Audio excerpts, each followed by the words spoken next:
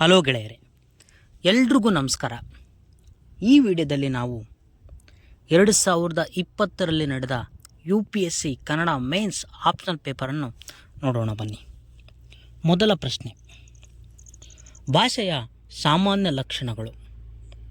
ನಂತರದ ಪ್ರಶ್ನೆ, ಪಂಪ ಭಾರತದಲ್ಲಿ ಶ್ರೀಕೃಷ್ಣನ ಪಾತ್ರ ಚಿತ್ರಣ.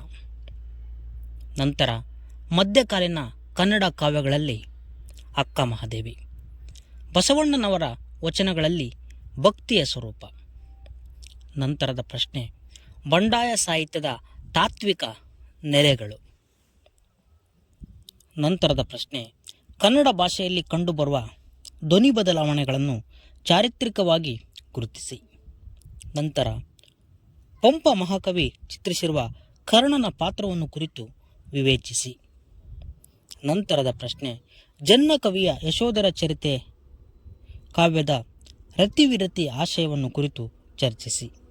ನಂತರದ ಪ್ರಶ್ನೆ, ಹರಿಹರ ಕವಿಯ ಸ್ತ್ರೀ ಪಾತ್ರಗಳ ವೈವಿಧ್ಯತೆಯನ್ನು ಕುರಿತು ಚರ್ಚಿಸಿರಿ.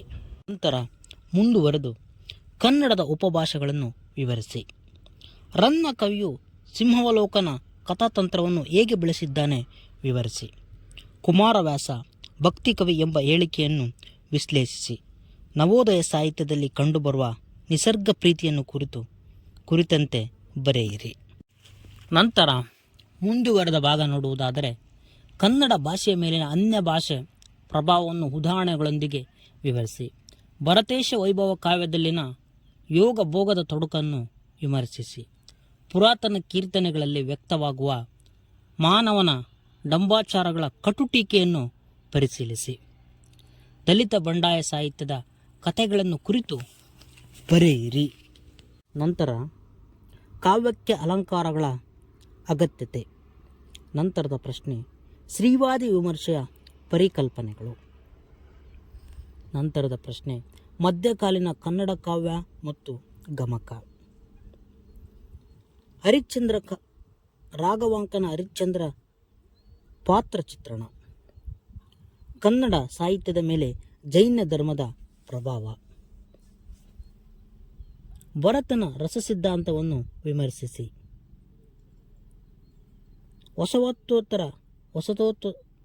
ವಸಾಹತೋತ್ತರ ವಿಮರ್ಶೆಯ ನೆಲೆಗಳನ್ನು ವಿವರಿಸಿ. ಕನ್ನಡ ಸಂಸ್ಕೃತಿಗೆ ಬೌದ್ಧ ಧರ್ಮದ ಕೊಡುಗೆಗಳನ್ನು ಕುರಿತು ಚರ್ಚಿಸಿ. ಕರ್ನಾಟಕ ದೇವಾಲಯಗಳ ಮದಿನಿಕ ಮೂರ್ತಿಗಳು ಸೃಷ್ಟಿಸುವ ನೃತ್ಯ ಪರಂಪರೆಯನ್ನು ಕುರಿತು ಚರ್ಚಿಸಿ. ರೀತಿ ಪ್ರಸ್ಥಾನ ಮತ್ತು ರೂಪನಿಷ್ಠೆ ವಿಮರ್ಶೆ. ನಂತರದ ಪ್ರಶ್ನೆ, ಆಧುನಿಕ ವಿಮರ್ಶನೆಯ ಲಕ್ಷಣಗಳನ್ನು ತಿಳಿಸಿ. ನಂತರದ ಪ್ರಶ್ನೆ, ಭಾರತೀಯ ವಾಸ್ತುಶಿಲ್ಪಕ್ಕೆ ರಾಷ್ಟ್ರಕೂಟರು ನೀಡಿರುವ ಕೊಡುಗೆಗಳನ್ನು ತಿಳಿಸಿ. ನಂತರದ ಪ್ರಶ್ನೆ, ಕರ್ನಾಟಕದಲ್ಲಿ ಬೆಳೆದು ಬಂದ ಮುಸ್ಲಿಂ ವಾಸ್ತುಶಿಲ್ಪೆಯ ಲಕ್ಷಣಗಳನ್ನು ಉದಾಹರಣೆಗಳ ಸಮೇತ ವಿವರಿಸಿ. ನಂತರದ ಪ್ರಶ್ನೆ ನೋಡುವುದಾದರೆ, ಪ್ರಾಯೋಗಿಕ ವಿಮರ್ಶೆ ಎಂದರೇನು, ಉದಾಹರಣೆಯೊಂದಿಗೆ ವಿವರಿಸಿ. ವಾಕ್ಯಂ ರಸಾತ್ಮಕಂ ಕಾವ್ಯಂ, ಈ ಹೇಳಿಕೆಯನ್ನು ಕುರಿತು ಚರ್ಚಿಸಿ.